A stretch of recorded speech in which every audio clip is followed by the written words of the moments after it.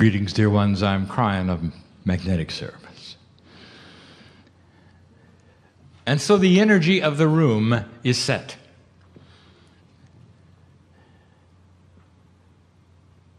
And what does it mean to you? And how many of you believe that you will leave the same way you came? For the one in the room who has come as a favor to a believer, and you're not, what have you made of this?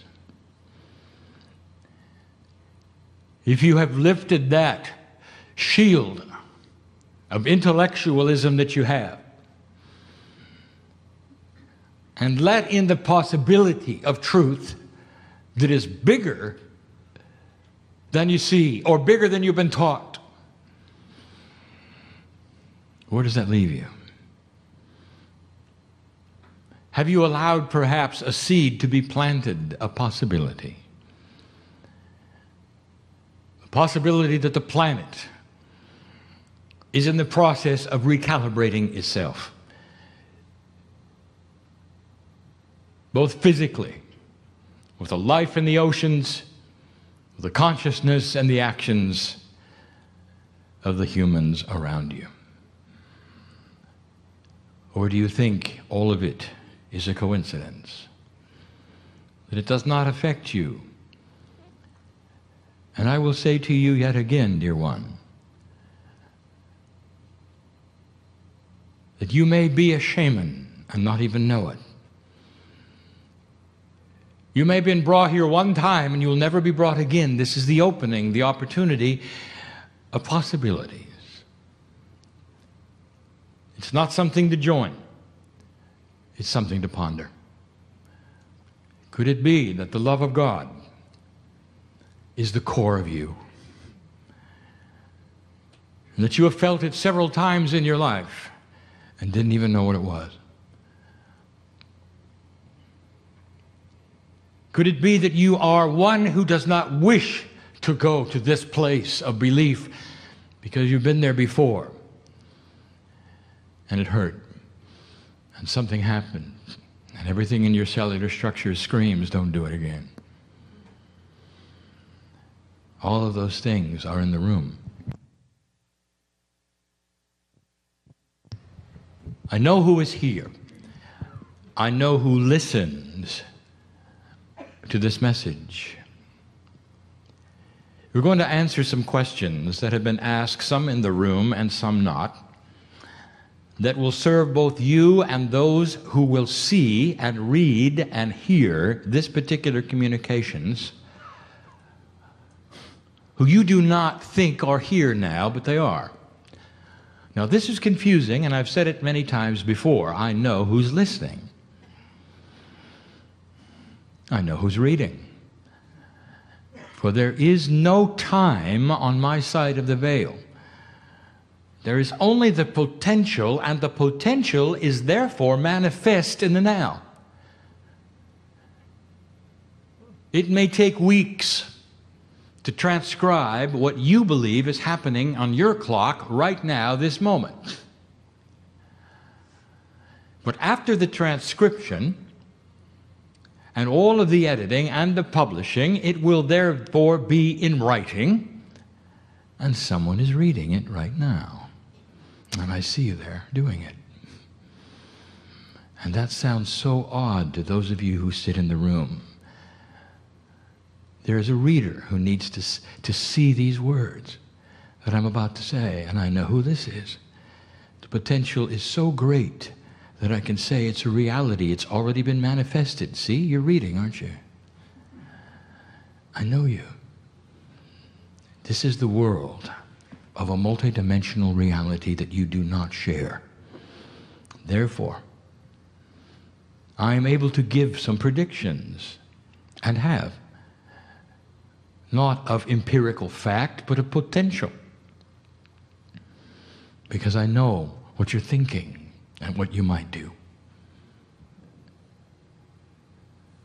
Questions are asked from the general public that I see, not necessarily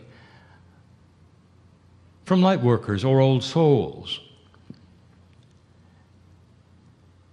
A week or so ago, I gave a channeling called The 6 Questions. My partner, who is an engineer, recorded it, and it didn't work. This frustrates him because he knows better. He knows how to do things, and it didn't work. And he was depressed because of it, because he felt he had done a good job. Well, he didn't. It could have been better. And yet, there were those in the audience who recorded it. And I told him we'd probably give it again. And we might. But we have no clock. And so I've instructed him that it's all right to transcribe it and have it printed. Because the audio carries an uncertainty. And he knows what it is. For I gave him new information that he will repeat someday in a better manner. And that will be recorded.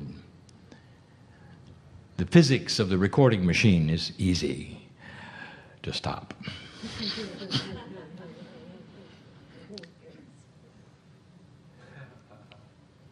Question 1 for the day. This does not come from light workers who have been in a meeting like this.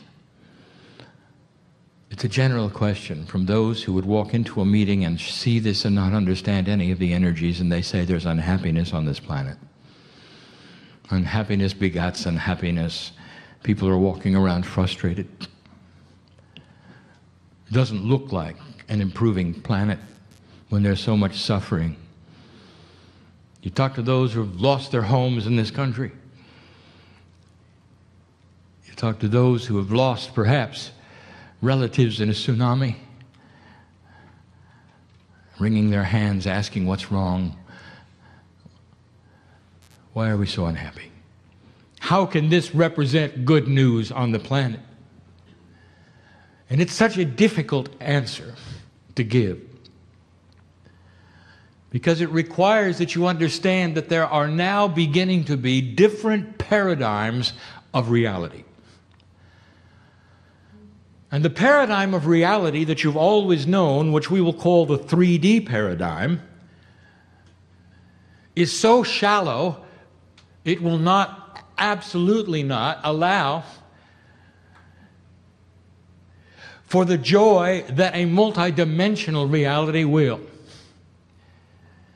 And this is difficult to explain. The love of God does not center itself in 3D.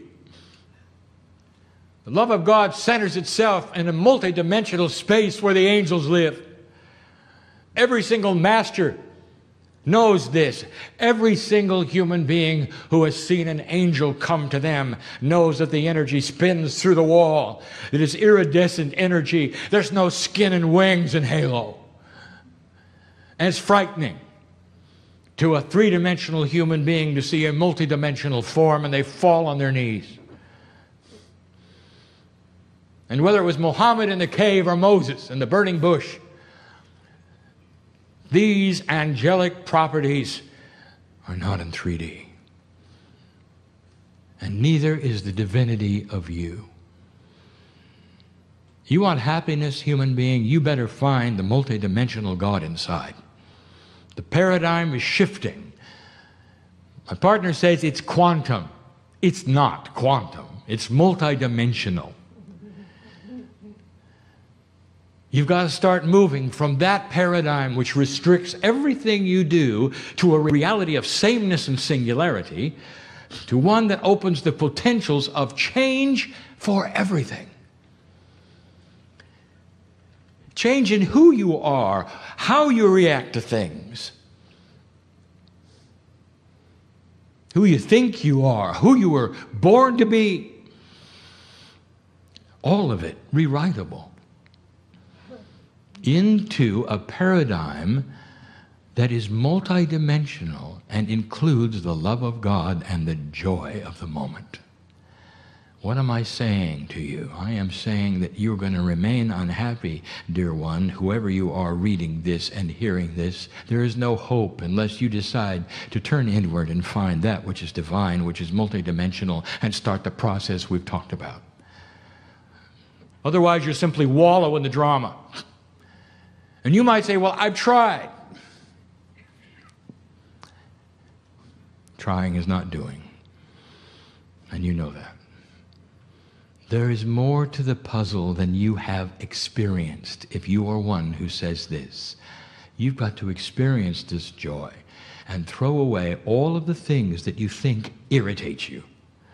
Throw away all of the things you think you are in order to capture that which is grander and bigger than you ever thought could be. That is who the human being is, and I've got back up on this. For the masters of the planet faced off with you, all of them, and they named it. They showed it to you. They toyed with physics and life. They even raised the dead. And they would turn to you and say, this is what God does, and you are God. They told you you could move mountains. And you can. We've talked about the change of consciousness, changing a planet from one which always warred with itself to one will eventually be at peace with itself, and you think that's going to happen easily and overnight. This is the first year. You've got 18 years to plant the seeds and 2 more generations to watch it work. This is how humanity works. It's slow, and you're impatient. That's why there's so much unhappiness at the moment. Impatience, misunderstanding, wanting instant gratification, thinking you're doing something and tapping your toe while you think God helps you. And then when it doesn't happen tomorrow, saying, well, I knew it wouldn't. You tell me, is that commitment or is that trying?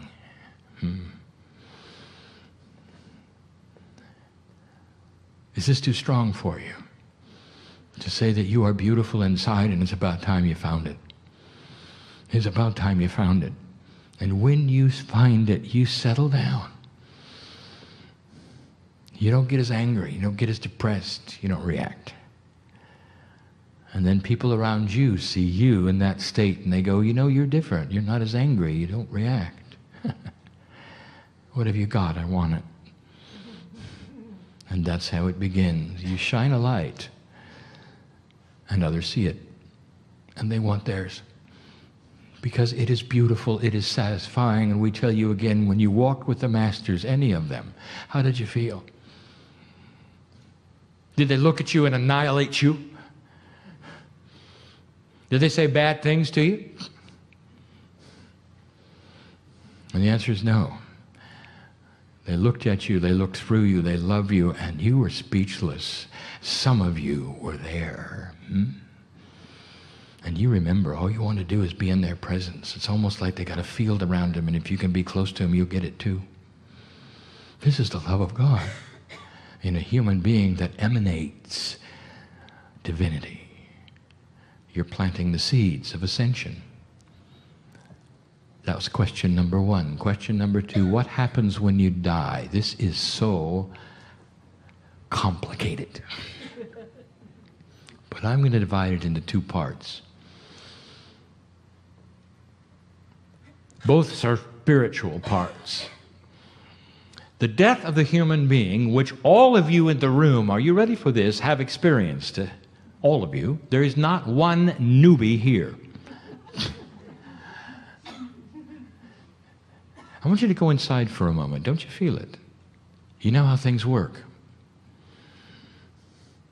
Get outside of your own problems and look at the planet. You know how things work. You feel it. You've been here before. It's not a mystery. This morning I asked you to examine death with me, and I told you I would tell you more about it. You know when you die.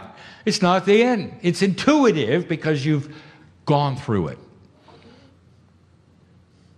It hides, by the way, just under the surface. You're not really quite sure. But your intuition tells you it's so. There is no sting in death. Not for you. But for the ones around you, yes. So the first thing I want to tell you about death is that those around you will suffer. And sometimes that is appropriate, for it brings them to their knees, especially when you go too soon. And sometimes because of that, they find that which is inside, the only solace they'll have, which is spiritual, and your death is the catalyst for their enlightenment. Do you understand the process? What happens when you die physically? It's easy. You return to the dust of the planet. What more do you want to know? Corporeal? Easy. That's just part of the Gaia process. But let me tell you about the moment of transition. You lose 3 ounces of something that no one knows about. The 3 ounces, the communication which is quantum, everything that ever was of you, it doesn't go up, it goes down. It goes to the cave of creation. We've told you this before. It goes to the crystalline grid. Some of it even goes to the cetaceans of the earth. There is a system here that allows it to remember your life. It's stored in the planet. Your spirit comes home, but not your Akashic record. It stays on the planet because the planet owns it. You have changed the planet by what you've done. You're not taking it with you. And you come home. And we have a party. I've told you that before. And we do. Oh, there's no sting in death. Not yours. Not your own. And you know it right away. Within 3 days, you're fully aware. You're a piece of God. You remember. You hear the music again. You hear the music again. Oh, you don't know what I'm talking about. You will. And then you come back. And when you do, and when that is, and sometimes it's faster than you've ever been told by any psychic, where things are speeding up, you often, are you ready for this? You often come back born into your own family as grandchildren in your same karmic group. That's a process of the light worker, so that your grandparents can teach you things that only they can teach you.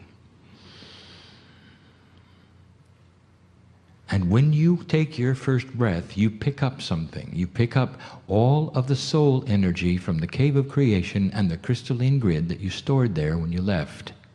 That is called Akashic inheritance. The artists become artists. The policemen become policemen. It's in your genes. It's in your DNA. Who you used to be. The proclivities for the things you want and don't like. Food choices. Question was asked once, should I be a vegetarian? What is correct for my body spiritually? I will tell you what is correct for your body spiritually. The thing that makes sense to you.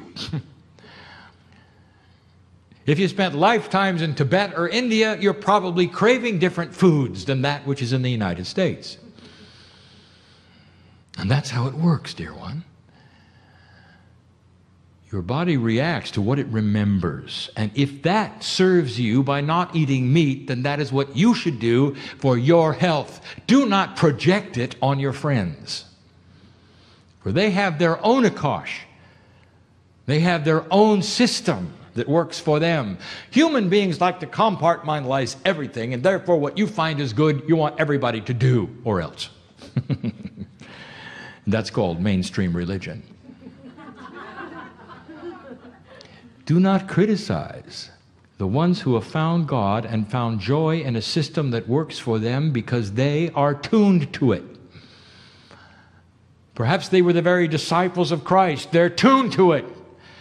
And they want for everyone what works for them. And this is appropriate, and it's good, and much of it has integrity. Do you understand? It may not be for you, But they do tend to put themselves in a box and everyone climbs into theirs. This is starting to change. What happens at death? A system, beauty, honor, and you turn into the peace of God that you know that you are. And when Elijah ascended, you got to see it written by Elisha. Turned to the light, so bright couldn't even look at, split into parts. Elisha saw the Merkava, the field around the human being, the chariot that Elijah rode in. He saw it. He reported it. And what do you think about it? The human got to see ascension. That's death. Question 3, is there life on other planets? Are you kidding?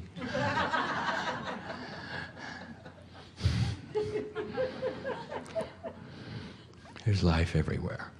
Everywhere. Scientists are searching for microbial life on all the planets and their moons in your solar system, and they will eventually find it. And they will know that the seeds of life is everywhere. Then they'll project that. How much life might there be? How long has it been? And then something will occur to them.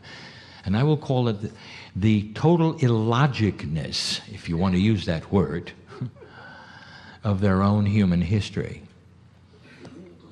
How old do you think the universe is? All right, yours. How old is your universe? And your scientists, well, we've got about 13 billion. That's okay. Let's use their numbers. And your own planet, all 4, 5, maybe. How old is humanity? Why weren't you here with the dinosaurs? You think the earth wasn't ready? Do you think that perhaps that which controls evolution was a little too stupid to make a human, but they could make a dinosaur? Have you ever thought about these things? If you put the earth's entire history and made it a 24-hour clock, life itself only started in the last hour, and humanity, all of civilization, happened the last few seconds. Isn't that odd to you? Therefore, in a universe that may be 13 billion years old, you arrived in the last few seconds. Did you ever think maybe you're the newest ones on the block? And if you had that thought, you'd be right. And let me tell you that if the universe is that old, do you think perhaps there are civilizations in your galaxy that might be 1 billion or more years older than you? And if there are, do you think perhaps they have gone through anything you're going through?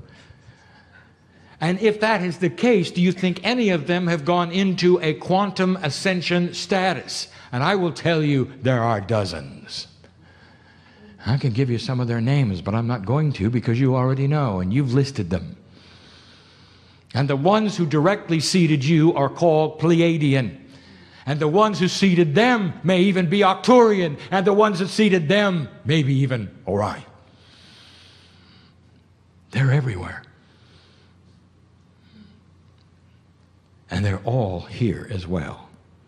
They're looking at you, for you are the ones who are next, and you are passing this marker. Oh, dear ones, it's going to be a long time. The first step is peace on earth. The next is that evolution, which is going to increase your DNA propensity for 100%. And you're going to live a long time. And every time I say that, there are human beings in their intellectual mind saying, well, there is a geometric birth rate going on. We're not going to make it because we're going to overcrowd and we'll have food. And so what you're saying, Kryon, is if we live longer, it's not going to be a good thing. We're all going to be suffering. And I will tell you, if that is your thought, human being, you are assuming human beings are stupid and haven't figured out what's going on and why there is so much birth.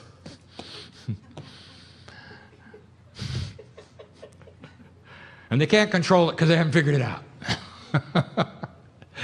I want to tell you, you're going to see something. You're going to see a decline in birth rate because humans are smart. And they're getting smarter. And they're going to see the quality of life, and they're going to figure out how many children they should have, not how many their church says they should have.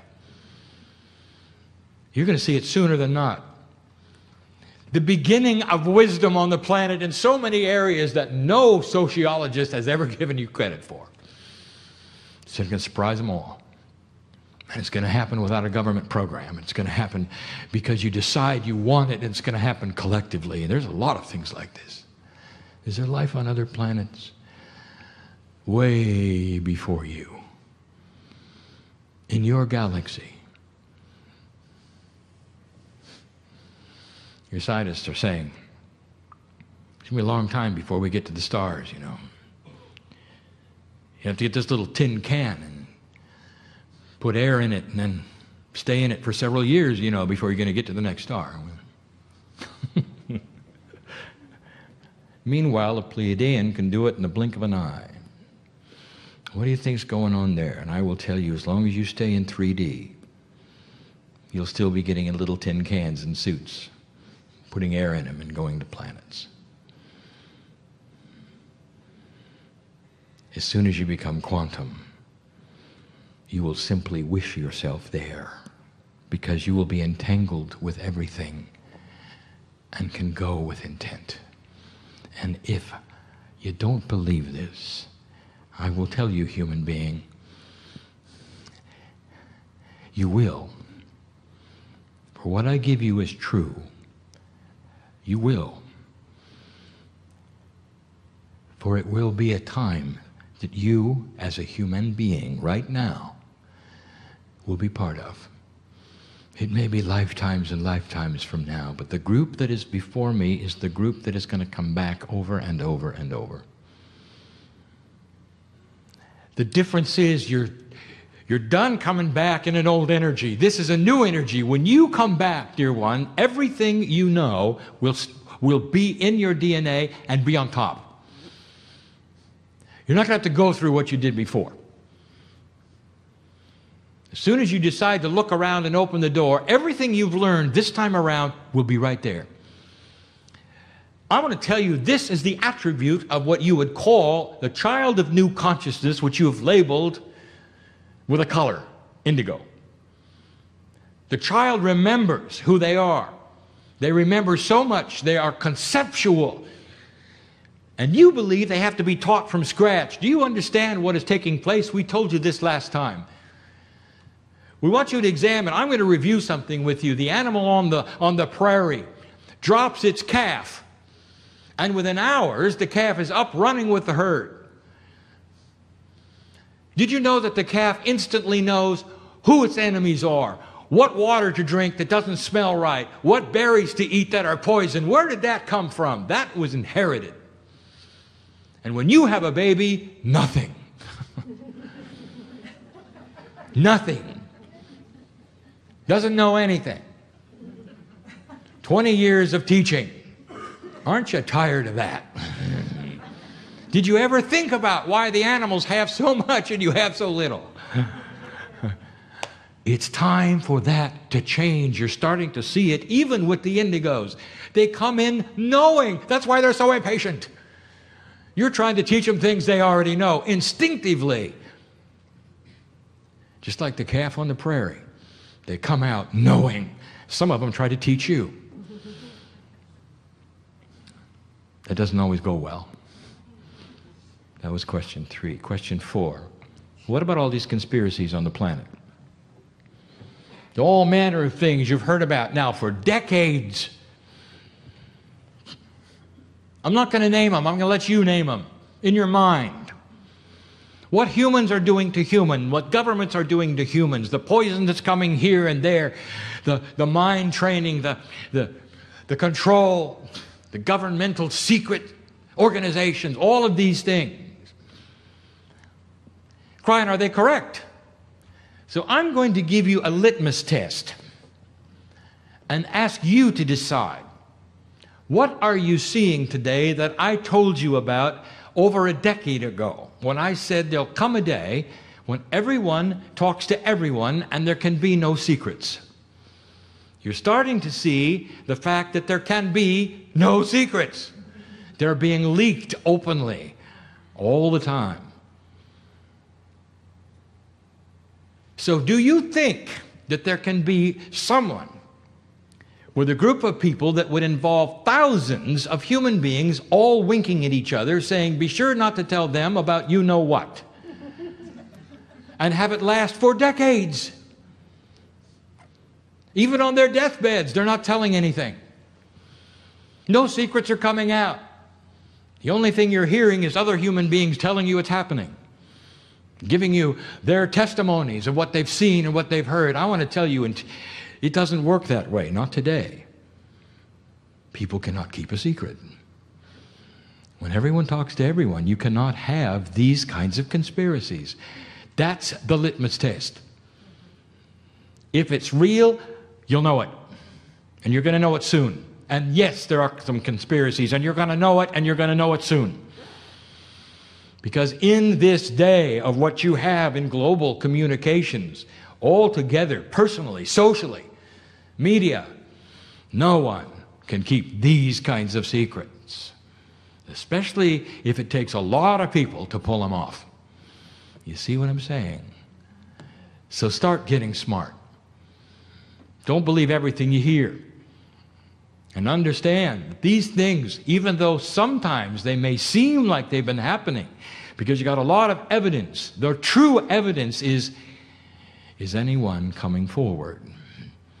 Are there any leaks? If any of them ever even talk to each other, somebody's recording it somewhere, somehow. Where is that? I think you see what I'm saying. It's time to use spiritual logic instead of fear. Some people are very attracted to this. They spin in the drama. They love it. You know who they are. Fifth question, and the last one. Dear Kryon, if the New Age is accurate and true, and if these truths are so powerful as you say, why are so few involved?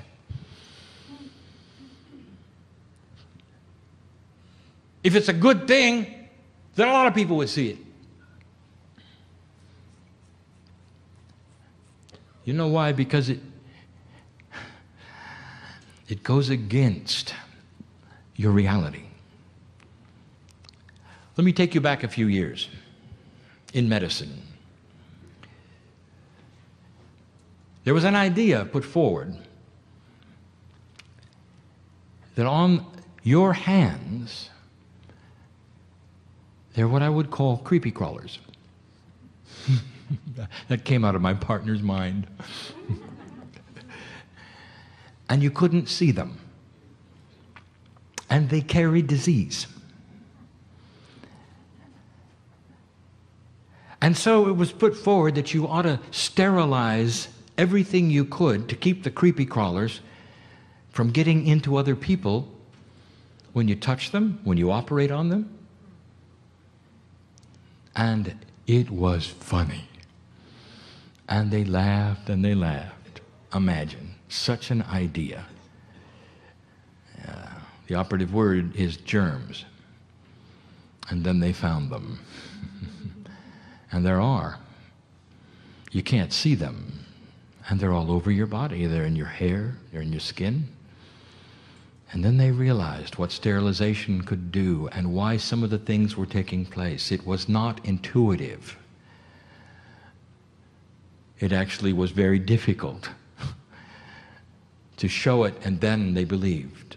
And where am I going with this? It takes a consciousness of believing something that does not occur intuitively. In fact, it goes against the grain of what you think is real, laughable, creepy crawlers on your hands that carry disease. Who would think that? And the microscopes got better, and there they were. The human being is born into a reality that says they are nothing. They're small, God is big. The reality and the paradigm of an old energy says you worship something bigger. And if you look around the planet, that is the reality of almost all spiritual belief. You prostrate yourself in front of God, you kneel, you cry, you suffer, you climb steps, you do penance. You're not worthy.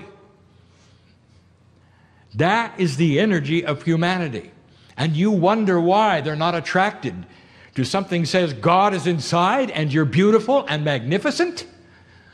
That's why. It's like the creepy crawlers on the hand. Doesn't make sense. Laughable. Stupid. Silly, they say.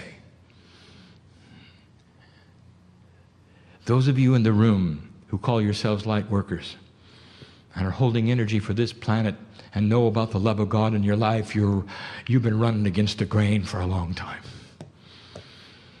Because the paradigm is not with you. It hasn't been with you, and it is changing. Yes, this belief system is different, for it has no structure. And there are no buildings to report to, and there's nothing to belong to, and there's no tithing, and there's no programs. There's no hospitals, there's no schools. It is simply a belief system that is personal, true, and it says God is in you. You are magnificent, and you can change the planet. Actually, your life will change everything for the next generation. It's slow. Because what you do, every puzzle you solve stays here and changes the vibration of the planet. If you're still wallowing in the old puzzle, you haven't solved anything, I'll tell you, when you leave, your record will say, didn't change anything. And you'll come back and try it again. Now, some people call that karma. Are you ready for that, or would you like to shift it now? If you're sitting here, you're shifting it now. That's why people don't see it like you do.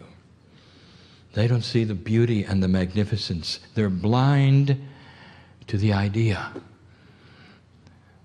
that you're as big as the Creator. That there may be a system which makes God bigger than anyone has ever taught you.